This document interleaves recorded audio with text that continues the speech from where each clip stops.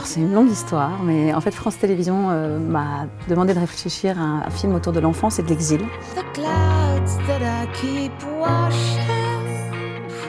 Et j'avais dans la tête de faire un film à hauteur d'enfant. Je voulais vraiment que ce soit le récit d'un enfant sur sa route de l'exil. Donc je me suis retrouvée dans les îles grecques, qui sont devenues des prisons à ciel ouvert, parce que en fait, les réfugiés, on ne les laisse pas aller plus loin pour pas qu'ils aillent ailleurs en Europe. Et j'ai rencontré des centaines d'enfants. Et je faisais des petits workshops pour leur apprendre à filmer avec des téléphones et qui racontent leur parcours d'exil. Et puis est arrivé le Covid.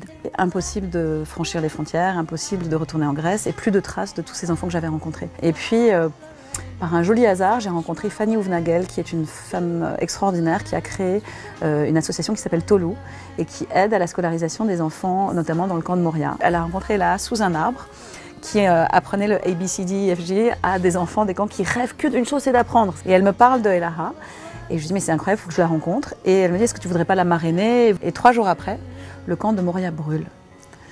Il n'y a plus rien, plus de traces. Et elle me dit, j'ai eu des nouvelles d'Elaha, elle a filmé l'incendie. Et elle était devant l'école dont il ne restait plus rien. Il y avait des dessins d'enfants qui étaient par terre au milieu des cendres.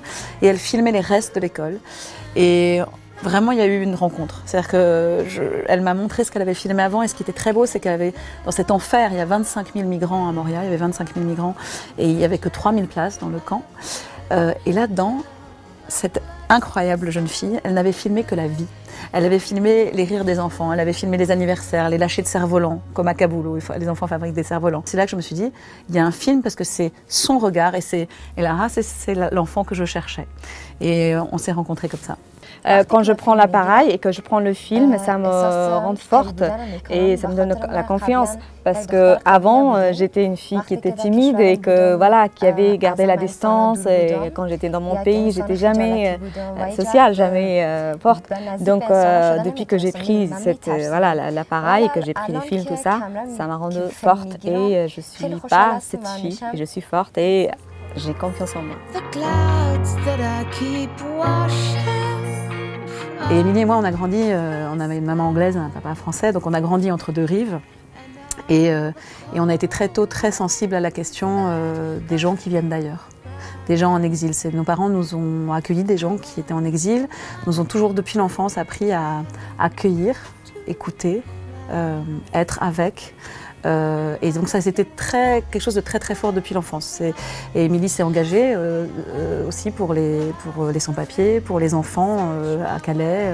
Et moi j'ai beaucoup fait de films sur l'enfance en Afghanistan, en Tchétchénie, en Syrie. Émilie arrive, elle a ressenti la même chose que moi, que toute l'équipe, alors qu'elle ne l'avait pas rencontrée. Elle s'est sentie pas que bouleversée, mais se dire il y a cette fille incroyable de 14 ans qui est debout, qui avance, et qui nous emmène avec elle.